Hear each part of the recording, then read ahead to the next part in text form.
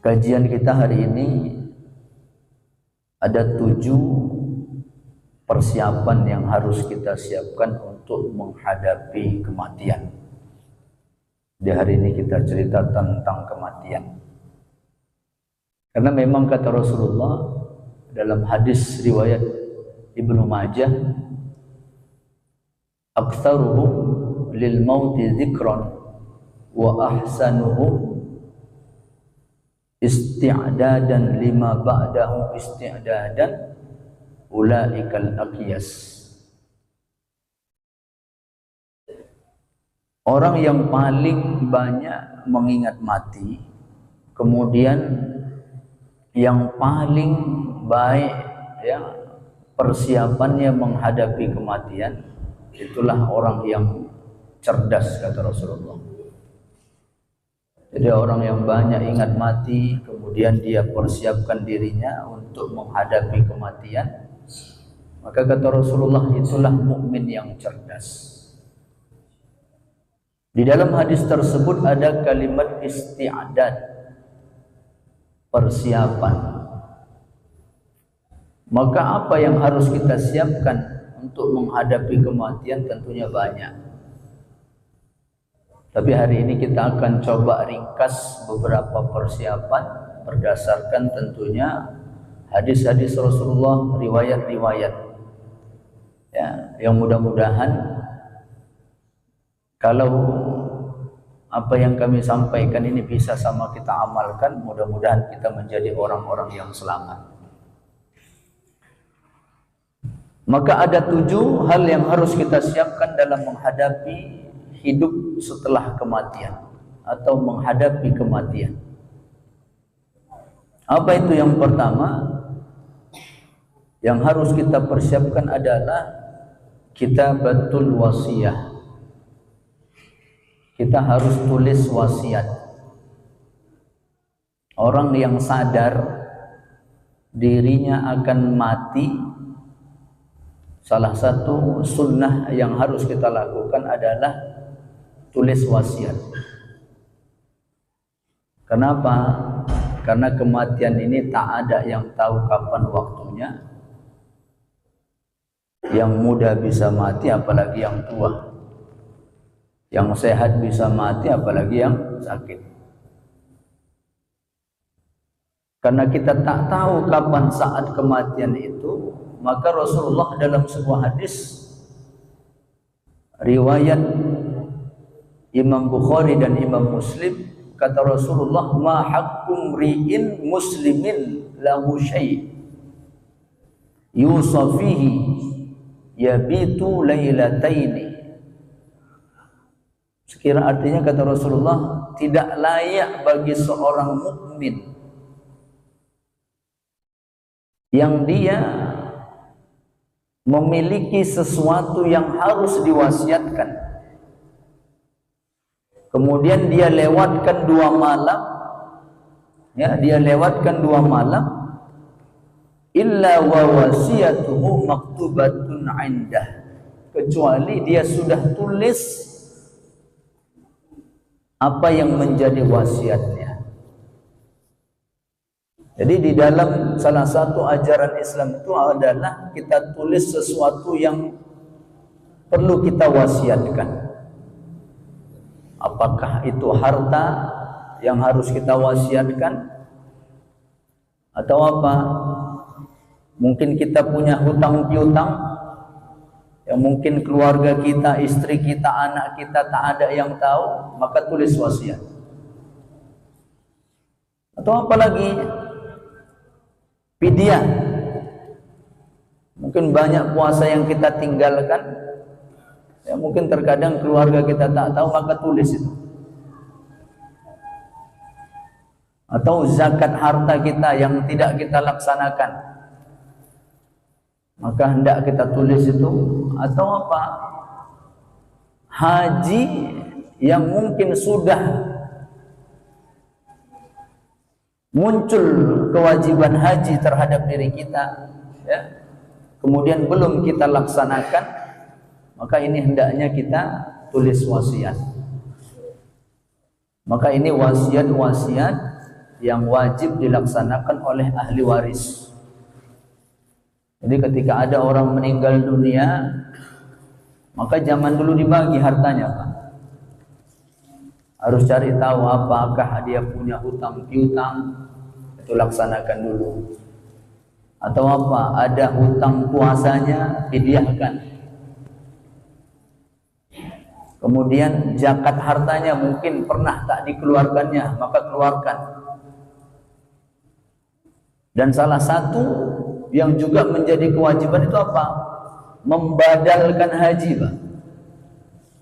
Ada orang tua kita belum melaksanakan haji, dan kalau kita hitung-hitung cukup hartanya untuk membadalkan, ya Pak, badalkan hajinya.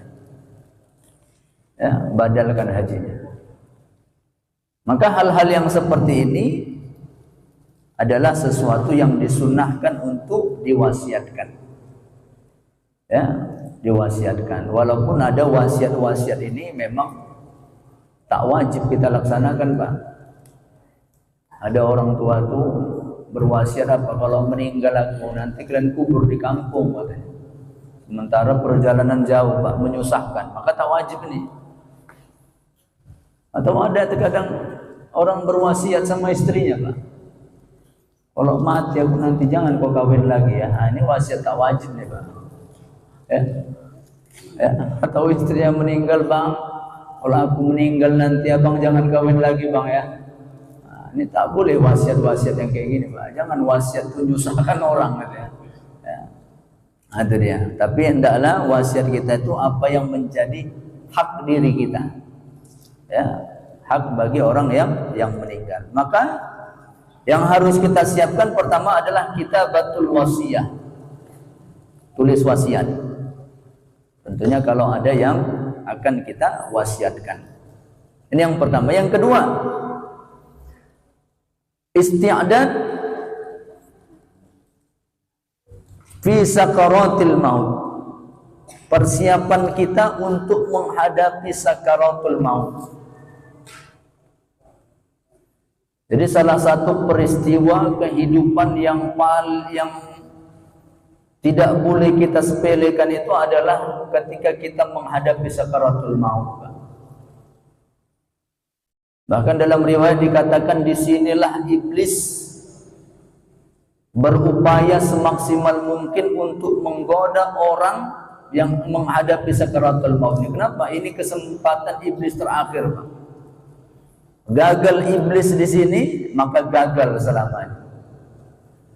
Maka kalau kita yang masih sehat-sehat gini, ujiannya belum hebat ya, Pak.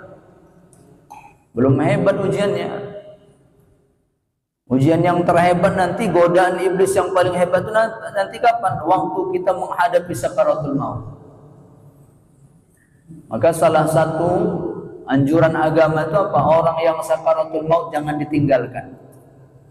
Laqinu mautakum la ilaha illallah. Talkinkan, ya, ajarkan orang yang sakaratul maut itu kalimat la ilaha illallah.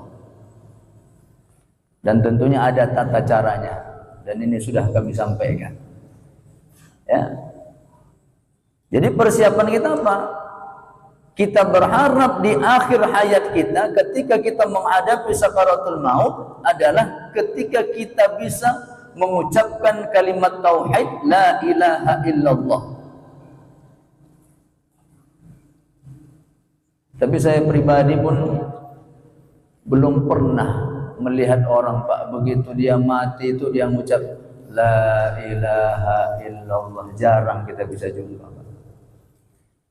Jarang kita bisa jumpa. Kecuali di TV-TV lah, Pak, ya, sinetron, iyalah adalah sinetron. Kalau sinetron ada, pas sekali dia la ilaha illallah, habis dia, itu sinetron dia. Intinya apa? Memang ini karunia Allah yang harus kita usahakan. Diantaranya apa? Kata ulama, supaya kita bisa mengucap la ilaha illallah, apa yang kita lakukan? Biasakan diri kita, lidah kita mengucap la ilaha illallah. La ilaha illallah, ya. Ucapkan itu, biasakan lidah kita senantiasa mengucapkan la ilaha illallah. Jangan mengucap la ilaha illallah tunggu ada orang meninggal, Pak, tahlilan baru mengucap la ilaha illallah. Ya, mengucap la ilaha illallah tunggu ada orang meninggal baru mengucap la ilaha illallah. Kalau nggak ada orang tahlilan nggak ada mengucap, Pak. Ini nggak acan ini bisa mengucap la ilaha illallah. Tapi lumayan lah, ya. Tapi ada orang tahlilan matanya nengok nasi bungkus aja dia. Baca enggak? Ada juga kayak gitu. Beda lumayan lah. Minimal waktu tahlilan mengucap la ilaha illallah. Tapi kata ulama, agar lidah kita mudah mengucapkan la ilaha illallah, maka lidah ini kita latih. Perbanyak mengucap la ilaha illallah. Yang insya Allah ketika akhir hayat kita bisa mengucap la ilaha illallah. Kemudian apa? Hindarkan diri kita dari perbuatan-perbuatan dosa-dosa yang bisa menghalangi lidah kita mengucap la ilaha illallah. Ada sahabat Rasulullah, orang yang taat, Pak. Salat bersama Rasulullah, terkenal ahli ibadah, tapi begitu akhir hayatnya tak bisa mengucap la ilaha illallah. Ini dulu dikisahkan siapa nih? Ustadz Zainuddin MZ, ya? Kiai Haji Zainuddin MZ. Teringat saya di kisah ini, Pak, ya. Itulah kisah sahabat Rasulullah yang bernama Alqamah. Alqamah ini sahabat Rasulullah, ahli ibadah. Hingga satu ketika di akhir hayatnya, ketika dia menghadapi sakaratul maut, ternyata Alqamah tak bisa mengucap la ilaha illallah. Sahabat udah ngajari. Maka peristiwa ini diadukan kepada Rasulullah, ya Rasulullah, Alqamah tak bisa mengucap la ilaha illallah. Maka apa kata Rasulullah? Masih hidup orang tua Alqamah nih. Ada Rasulullah, emaknya tinggal. Maka kata Rasulullah, suruh omaknya datang menghadap kepadaku, tapi kalau tak bisa biar aku yang datang, kata Rasulullah. Maka datang utusan menghadap ibunda Alqamah, kemudian disampaikan. Akhirnya ibundanya siap menghadap kepada Rasulullah. Kemudian Rasulullah bertanya, bagaimana hubungan ibunya dengan Alqamah? Maka ibunya mengatakan, pernah satu perbuatan dari Alqamah ini yang menyinggung perasaanku, kata ibunda Alqamah tadi. Kenapa? Nyinggung aja, Pak, bukan durhaka, tersinggung orang tua tadi. Tersinggung. Kenapa? Dia lebih mengutamakan istrinya daripada aku, ya Rasulullah. Sementara akulah yang melahirkannya, akulah yang membesarkannya dengan tetesan keringat, darah dan lain sebagainya. Tapi setelah dia menikah, dia lebih mengutamakan istrinya daripada aku. Sakit hatiku, ya Rasulullah. Maka apa kata Rasulullah? Jadi ibunda Alqamah tak kau maafkan Alqamah ini? Tidak, ya Rasulullah. Maka apa kata Rasulullah? Wahai sahabat, cari kayu bakar sebanyak-banyaknya. Maka ibu Alqamah bertanya, untuk apa ya Rasulullah kayu bakar nih? Daripada Alqamah ini dibakar nanti di neraka, bagus di dunia ini kubakar deh. Ternyata ada rasa cinta dalam hati ibunda Alqamah. Ya Rasulullah, aku tak sanggup melihat anakku kalau dibakar, ya Rasulullah. Maka hari ini juga aku maafkan anakku Alqamah. Maka setelah ada ucapan dari ibundanya, memaafkan ibundanya, maka Alqamah pun bisa mengucapkan kalimat tauhid la ilaha illallah. Artinya apa? Begitulah hebatnya orang tua nih, Pak. Tersinggung sedikit aja bisa kayak gini kejadiannya, ya, bisa seperti ini kejadiannya. Maka oleh karena itu hindarkan diri kita dari perbuatan-perbuatan, dari dosa-dosa yang bisa menghalangi kita mengucap la ilaha illallah ketika kita menghadapi sakaratul maut. Ini yang kedua. Kapan lagi yang kita siapkan diantaranya? Inda soal munkar wa nakir. Ya. Salah satu peristiwa yang kita hadapi adalah ketika ditanya oleh munkar dan nakir. Inilah yang disebut dengan siksa kubur. Ya, azab kubur. Maka sebelum nanti kita dimasukkan ke surga dan neraka, ada proses yang kita hadapi yang disebut dengan siksa kubur, azab kubur. Maka apa yang harus kita siapkan untuk menghadapi siksa kubur nih? Ada riwayat hadis riwayat Imam An-Nasa'i. Kata Rasulullah dalam sebuah hadis, "Man qara'a tabarakalladzi biyadihil mulk kulla lailatin manahu Allah azza wa jalla biha min adzabil qabri." Siapa yang membaca tabarakalladzi biyadihil mulk setiap malam, maka Allah akan halangi dia dari azab kubur. Ini amalan, Pak. Salah satu amalan yang diajarkan Rasulullah agar kita terhindar dari azab kubur apa? Setiap malam tuh sebelum tidur bacalah surah Al-Mulk.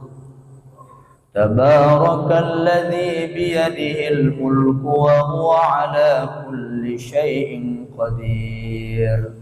Alladzi khalaqal mauta wal hayata liyabluwakum ayyukum ahsanu amala wa huwal azizul ghafur. Ini baca, ya, surah Tabarak, ya, surah Al-Mulk, ya, baca ini.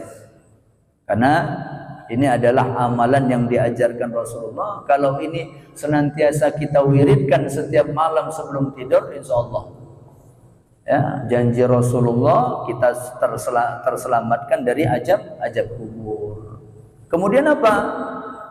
Agar kita selamat dari azab kubur nih, sebagaimana kajian yang pernah kami sampaikan apa? Baca Quran, Pak. Karena Al-Quran ini adalah qarin, menjadi teman kita. Teman kita di dunia, teman kita nanti sampai mati. Begitulah hebatnya Quran ini.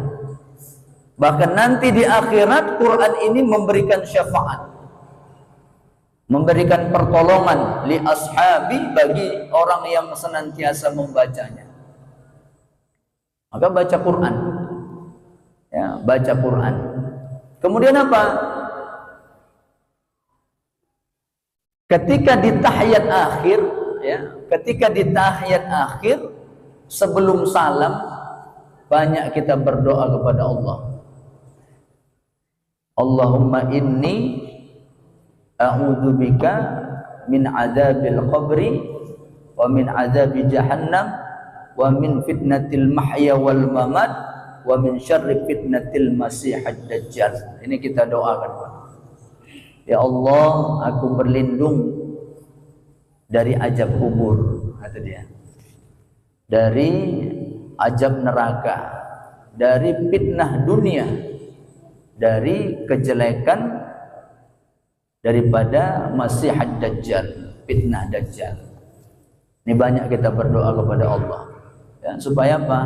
Allah selamatkan kita dari azab kubur. Ini yang harus kita siapkan. Kemudian yang keempat, apa yang harus kita siapkan? Al-muqsu bil qabri, ketika kita tinggal di dalam kubur atau di alam barzakh, alam penantian, ya. Maka ketika di dalam kubur, apa yang kita siapkan selama hidup di dunia ini, Pak? Untuk menghadapi hidup dalam kubur nih, paling tidak ada 3, ya. Berdasarkan hadis Rasulullah, idza mata ibnu Adam apabila mati anak Adam, inqata'a amaluhu, terputus amalnya, illa min salas, kecuali ada tiga. Ada tiga amalan yang akan terus mengalir walaupun kita sudah meninggal dunia, walaupun kita sudah berada dalam kubur. Inilah hadis yang senantiasa kita dengarkan, yang masyhur. Apa itu? Shadaqatun jariyah. Sedekah jariyah. Apa yang kita sedekahkan untuk masjid ini, ya, untuk tempat-tempat umum, mudah-mudahan apa yang kita sedekahkan untuk masjid ini, selama sedekah kita itu masih digunakan, maka akan mengalir terus pahalanya, walaupun kita sudah berada di dalam kubur. Maka ini perbanyak sedekah jariyah nih, ya, perbanyak sedekah jariyah nih. Kemudian apa? Yang kedua, ilmun yuntafa'u bih, ilmu yang bermanfaat. Nasihat-nasihat yang kita sampaikan ke orang lain, kemudian nasihat tersebut diamalkan, ilmu tersebut diamalkan, insya Allah. Setiap ilmu yang kita sampaikan kepada orang lain dan ilmu itu diamalkan, ini akan menjadi ilmu yang bermanfaat. Ustadz, saya bukan ustadz. Kalau ustadz bisa lah, kalau guru bisa lah. Maka ambil kesempatan nasihat untuk anak-anak kita, Pak. Maka jangan sampai anak kita ini hanya kita serahkan ke sekolah-sekolah, kemudian kita berlepas tangan, Pak. Ini peluang buat kita. Maka kasih ilmu kepada anak-anak kita, dengan ilmu tersebut diamalkannya, mudah-mudahan apa? Ilmu yang kita sampaikan kepada anak kita diamalkannya menjadi ilmu yuntafa'u bihi, ilmu yang bermanfaat, yang akan terus mengalir pahalanya, kebaikannya, walaupun kita sudah berada dalam kubur. Kemudian apa? Yang ketiga, waladun soleh yad'ulah, anak yang soleh yang akan mendoakan, ya. Bahkan dikatakan istighfar anak-anak soleh kepada orang tuanya nanti bisa mengangkat derajat orang tuanya di akhirat, ya. Setiap permohonan ampun anak-anaknya kepada orang tuanya, maka ini bisa mengangkatkan derajat orang tuanya nanti di akhirat. Maka oleh karena itu, ciptakan anak-anak yang soleh, ya, yang kebaikan-kebaikan yang dia lakukan, doa-doa yang disampaikannya kepada kita sebagai orang tuanya akan terus mengalir. Yang ini akan menyelamatkan kita, mengangkatkan derajat kita nanti di hadapan Allah. Ini yang keempat. Kemudian yang kelima, persiapan indal bi'sah wal hasyr. Ketika kita nih di padang mahsyar, ketika kita nanti dibangkitkan, kemudian dikumpulkan di padang mahsyar, ya, padang mahsyar yang begitu hebat, ya, begitu menakutkan, yang kita menunggu di dalamnya bukan sebentar. Ada riwayat mengatakan kita dikumpulkan di padang mahsyar menunggu 50.000 tahun. Yang pada saat itu matahari didekatkan. Bahkan pernah kami sampaikan, disinilah orang mencari syafaat. Syafaat yang kita dapatkan adalah syafaat dari Rasulullah, yang disebut dengan syafaatul uzma. Kenapa? Orang udah nggak sabar. 50.000 tahun nunggu dikumpulkan di padang mahsyar. Maka apa yang kita siapkan di padang mahsyar nih? Ada riwayat mengatakan ketika kita nanti dikumpulkan di padang mahsyar dalam keadaan telanjang, ya, tanpa busana, maka Aisyah begitu mendengar apa yang disampaikan Rasulullah, maka Aisyah pun bertanya, ya Rasulullah, apakah manusia nanti tidak akan saling melihat antara mereka? Apa kata Rasulullah? Udah nggak terpikir lagi yang itu. Saking menakutkan itu, Pak, ya. Saking menakutkan itu udah nggak terpikir lagi. Tapi ada amalan, ya, ada riwayat dari Ibnu Mas'ud. Ya, dari Ibnu Mas'ud, ketika kita nanti dikuburkan di padang mahsyar dalam keadaan telanjang, maka orang yang pernah memberikan pakaian kepada orang lain, maka nanti di padang mahsyar kita akan diberikan pakaian.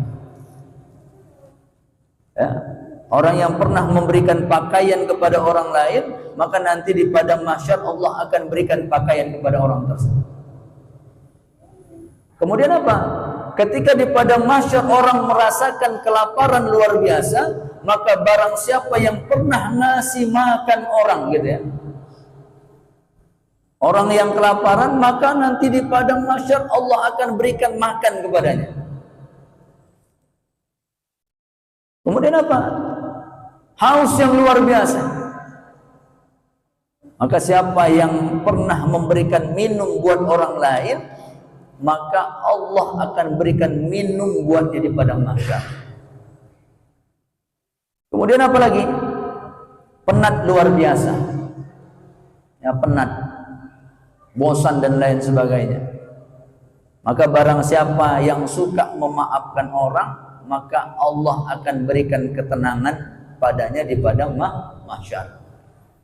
Maka inilah amalan-amalan yang kita lakukan. Ya, kasih pakaian orang, ya, kasih makan orang, kasih minum orang, ya. Kemudian apa? Maafkan orang yang menzolimi kita, ya. Ini amalan yang harus kita senantiasa lakukan. Agar apa? Nanti Allah berikan pertolongan buat kita nanti di padang mahsyar. Kemudian yang keenam, indal hisab wal mizan. Setelah proses dikumpulkan di padang mahsyar, ya, kemudian Rasulullah pun memberikan syafaat. Akhirnya apa? Dilakukanlah proses hisab, ya, penghitungan. Kemudian ditimbanglah wal mizan. Kemudian ditimbanglah amal kita. Maka untuk menghadapi, ya, menghadapi peristiwa hisab dan mizan ini, apa yang harus kita lakukan kata ulama? Yang harus kita lakukan adalah hasibu anfusakum. Di dunia ini banyak-banyaklah kita mengintrospeksi diri kita. Qabla an tuhasabu, sebelum nanti kita dihisab. Jadi selama hidup di dunia ini banyak-banyak kita menghitung-hitung diri kita. Ya, ingat-ingat apa dosa yang pernah kita buat. Perbanyak kita istighfar. Dalam riwayat yang pernah kami sampaikan, siapa yang beristighfar 70 kali dalam sehari. Di dalam sehari itu kita harus ada bermuhasabah diri kita, Pak. Menghitung-hitung amal kita. Kemudian ingat-ingat dosa yang kita lakukan. Kemudian apa? Istighfar kita. Siapa yang beristighfar 70 kali, maka Allah akan ampunkan dosanya 700 dosa. Banyak 700 tuh, kata Rasulullah. Kelewatan betul orang yang dosanya lebih daripada 700 dalam sehari. Nah, gitu ya. Kalau ada orang dosanya lebih dari 700 dalam sehari, itu dapat kelewatan betul tuh. Artinya kalau orang-orang yang masih normal, taklah sampai 700 dosa, Pak. Artinya apa? Banyak kita muhasabah diri kita, menghisab diri kita. Ya, kalau ada dosa yang kita lakukan, kesalahan yang kita lakukan, maka segera kita muhasabah diri kita. Kenapa? Sebelum nanti kita dihisab di hari kiamat. Inilah kata ulama. Kemudian yang terakhir, yang ketujuh, persiapan yang harus kita siapkan adalah indas sirat. Ketika berada di sirat, ya, jembatan sirat, ya. Maka apa yang harus kita siapkan, amalan yang kita siapkan untuk menghadapi sirat ini? Berdasarkan riwayat, pertama, orang yang menjadikan masjid seperti rumahnya. maka Allah selamatkan dirinya nanti ketika melewati titian sirat. Ya, jadi masjid itu seperti rumahnya. Artinya apa? Sering dia datang ke masjid, Pak. Rumah itu kan sering didatangi, Pak ya. Kalau jarang didatangi, hotel namanya tuh, Pak ya. Tapi kalau rumah tuh pasti sering didatangi. Kemudian apa? Rumah tuh ciri-cirinya kita suka di dalamnya, Pak. Suka kita berlama-lama dalam rumah tuh. Ya. Rumah kita walaupun kecil, Pak, tapi kita lebih suka duduk di rumah kita daripada di rumah orang walaupun besar, Pak. Ya, Pak. Rumahnya macam istana tapi rumah orang, Pak, enggak betah kita situ, Pak. Enggak betah di rumah kita walaupun kecil ya, walaupun biasa-biasa aja, betah kita di dalam. Maka orang yang menjadikan masjid itu seperti rumahnya itu apa? Sering didatanginya, kemudian apa? Betah dia di dalamnya. Ya, jangan mau pulang aja bawaannya, Pak. Adalah saat-saatnya kita duduk iktikaf di masjid tuh. Ya, jangan datang masjid belakangan, pulangnya duluan gitu, Pak ya. Macam nggak betah kita masjid tuh. Nah, berarti apa? Nggak menjadikan masjid itu seperti rumahnya. Ya. Kemudian apa? Apa kekurangan di masjid itu? Sama macam rumah kita buat, Pak. Apa kurangnya? Kayaknya kurang masjid nih. Sama buat macam rumah gitu. Maka orang yang menjadikan masjid itu seperti rumahnya, ya, seperti rumahnya, maka nanti Allah selamatkan dia ketika melewati titian sirat. Ini yang pertama. Yang kedua, amalannya apa? Banyak sedekah kita. Ya. Seberapa banyak sedekah kita, itulah kendaraan kita nanti melewati sirat. Ada orang melewati sirat itu bergantungan, Pak. Ada yang merangkak, ada yang macam lari aja, Pak. Ya. Ada yang macam lari, tergantung apa? Sedekah kita lah. Ya. Sedekah kita, mau cemana kita melewati sirat. Nah, inilah yang kita siapkan. Apakah kita mau model bergantungan, terserah kita. Mau model lari atau model macam kilat aja, terserah kita. Tergantung sedekah kita. Kemudian apa? Ringankan beban orang, Pak. Ya, ringankan beban orang. Ada orang punya masalah, selesaikan, Pak. Bukan tambah buat masalah gitu. Ya, ada masalah orang, bantu selesaikan. Bukan kita buat masalah, Pak. Ya, orang yang suka buat masalah, nanti Allah akan persulit urusannya di akhirat. Maka mudahkan urusan orang. Ya, mudahkan urusan orang. Kemudian apa?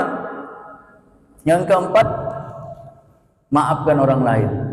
Inilah kaji terus nih, Pak ya. Maafkan orang lain. Ya, jadi memaafkan orang lain ini memang amalan yang luar biasa. Hampir di setiap tempat ini memaafkan orang lain ini memiliki keutamaan. Maka maafkan orang lain. Kemudian mencintai sahabat dan keluarga Nabi. Ya, mencintai sahabat dan keluarga Nabi. Maka salah satu amalan kita, ya, yang biasa kita amalkan, bentuk cinta kita kepada keluarga Nabi, kepada sahabat Nabi itu apa? Biasanya kalau kita sebelum beramal tuh kita bertawasul dulu, Pak ya. Ila hadratin Nabil Mustafa Muhammadir Rasulullah sallallahu alaihi wasallam wa ala alihi wa ashabihi. Artinya apa? Ketika kita beramal, jangan lupakan keluarga Nabi, sahabat Nabi. Ya, karena cinta kita kepada sahabat Nabi, kepada keluarga Nabi, ini juga salah satu amalan yang nanti memudahkan kita ketika kita melewati titian sirat. Inilah amalan-amalan yang harus kita persiapkan agar apa? Agar kita menjadi orang yang selamat dunia, selamat di akhirat. Amin ya rabbal alamin. Demikian yang dapat kami sampaikan, lebih dan kurang mohon maaf, billahi taufiq wal hidayah. Wassalamualaikum warahmatullahi wabarakatuh.